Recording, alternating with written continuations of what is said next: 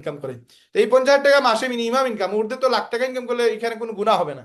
আপনি মাসে 2 লাখ টাকা 3 লাখ টাকা যদি ইনকাম করেন বুস্টিং করে বা উইদাউট বুস্টিং, এফিলিয়েট সেল করে, এখানে তো কোনো রিস্ক নাই, কোনো ঝামেলা নাই, কোনো টেনশন নাই।